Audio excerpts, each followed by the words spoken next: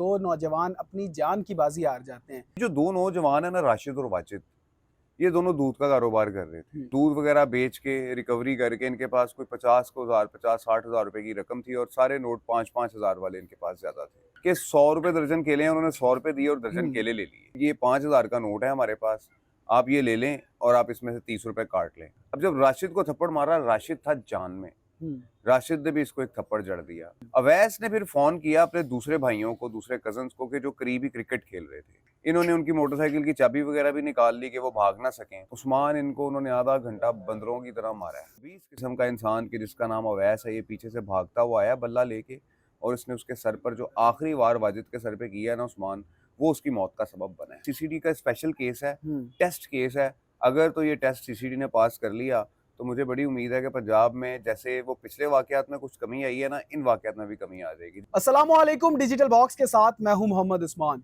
नाजरीन, कुछ रोज़ पहले एक बड़ा ही अफसोसनाक वाकया पेश आता है जिसमें दो नौजवान अपनी जान की बाजी हार जाते हैं। ये मामला सिर्फ 30 रुपए से शुरू होता है और दो कीमती जानें वो अपने साथ ले जाता है। अब इस वाकये की असल वजह क्या थी, असल हकायक क्या थे, कौन था, क्या वजह बनी थी जिस वजह से ये सारा मामला शुरू हुआ और जिस वजह से एक शख्स जो था, जो फौत हो गया, जिसकी डेथ हो गई, जो मारा गया उसमें, वो उसके बच्चे जो हैं वो यतीम हो गए। यतीमी के बादल जो हैं वो उन मासूमों पर छा गए। मेरे साथ इस वक्त senior crime analyst Arsalan Taimuri साहब मौजूद हैं, इनसे बात करते हैं। अस्सलाम वालेकुम सर। वालेकुम सलाम। अच्छा तैमूरी साहब, ये बताएं कि दो नौजवान अपनी जान से चले गए सिर्फ 30 रुपए के मामले पर। जरा हमारे देखने वाले को बताएं कि असल मामला क्या था, किस वजह से ये जो बात है शुरू हुई। उस्मान, सबसे पहले तो मैं बड़े अफसोस के साथ कहूँगा कि ये जो वाक़या है ना, ये हमारे मुआशरे की अक्कासी करता है कि हम किस जानिब जा रहे हैं, किस जानिब गामज़न हैं हम। हमारे अंदर गुस्सा और इस किस्म की जो चीज़ें आ रही हैं कि बर्दाश्त जो है ना, पेशेंस जिसको कहा जाता है ना, वो हमारे मुआशरे में बिल्कुल ख़त्म ही हो गई है यार। ये जो दो नौजवान है ना, राशिद और वाजिद, ये दोनों दूध का कारोबार कर रहे थे और दूध वगैरह बेच के रिकवरी करके इनके पास कोई 50-60 हज़ार रुपए की रकम थी और सारे नोट 5-5 हज़ार वाले इनके पास ज्यादा थे। तो ये इनका घर है रत्ती पिंडी, जो जिला कसूर के इलाके में आता है, और सिटी रायवेंड का जो इलाका है, थाना सिटी रायवेंड का इलाका, ये लाहौर में आता है। तो ये वहां से गुजर रहे थे वापसी पे अपने गाँव जाने के लिए, तो रास्ते में ये फलों की रेडी लगी हुई थी। इनकी बदकिस्मती कि ये उस रेडी पर रुक गए और रुकने के बाद इन्होंने वहां पे 1 दर्जन केले उससे खरीद लिए।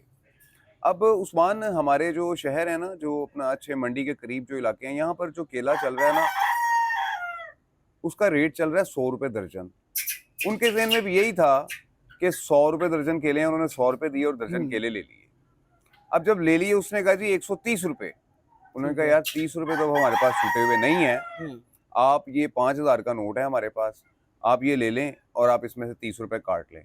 उसने कहा जी मैं तुम्हारे बाप का नौकर लगा हुआ हूँ कि मैं तुम्हें जो है वो चेंज ला कर दूँ, जहाँ से मर्जी करके दो, हमें पैसे दो। उसने कहा ठीक है भाई, फिर आप 3 केले निकाल लें इसमें से, आप 100 रुपए के केले हमें कर दें, आप जितने केले 100 के बनते हैं आप हमें वो कर दें। ठीक है। इस बात पर उस्मान, ये जो बैठा हुआ था ना दुकान पर, अवैस जी, इसने थप्पड़ मार दिया। सबसे पहले जो वहाँ पे लोग बता रहे हैं, राशिद को। ठीक है। अब जब राशिद को थप्पड़ मारा, राशिद था जान में, राशिद ने भी इसको एक थप्पड़ जड़ दिया। वाजिद और राशिद दो भाई ये थे और दुकान पर अवैस और तैमूर दोनों मौजूद थे। अवैस ने फिर फोन किया अपने दूसरे भाइयों को, दूसरे कजन्स को, कि जो करीबी क्रिकेट खेल रहे थे, कि दुकान पर हमारी लड़ाई हो गई है, आप फौरी आ जाएं। इन्होंने उनकी मोटरसाइकिल की चाबी वगैरह भी निकाल ली कि वो भाग ना सकें। इसी असना में ये जो वहाँ पर मौके पे जो है शाहिद है, वो बता रहे हैं ये वो स्टोरीज हैं उस्मान की जो अभी तक किसी को पता ही नहीं है। सब फरीजे पे बातें कर रहे हैं। जो मैं आपको स्टोरी बता रहा हूँ, ये हकायक पे मबनी स्टोरी है। इन्होंने उनकी बाइक की चाबी निकाल ली। अब जब चाबी निकाल ली, इसी असना में चूंकि वो करीब क्रिकेट खेल रहे थे, बाकी दोस्त वो भी आ गए। जब वो आ गए, उन्होंने आकर भी इनको मारना शुरू कर दिया। उस्मान, इनको उन्होंने आधा घंटा बंदरों की तरह मारा है। इतना तशद्दुद किया है, इतना तशद्दुद किया है कि आप सोच नहीं सकते हैं। उसके बाद ये जब दोनों निढाल होकर गिर गए हैं, राशिद तकरीबन मौत के मुंह में जा चुका हुआ था जब वो जमीन पे गिरा हुआ था, और वाजिद जो है वो शदीद जख्मी हालत में था, वो भी खून में लथपथ था। आप देख सकते हैं, वीडियोस आई हुई हैं। वो उसको सहला रहा था अपने भाई को कि किसी तरीके से मैं इसको बचा लूं, खून जो था उसका।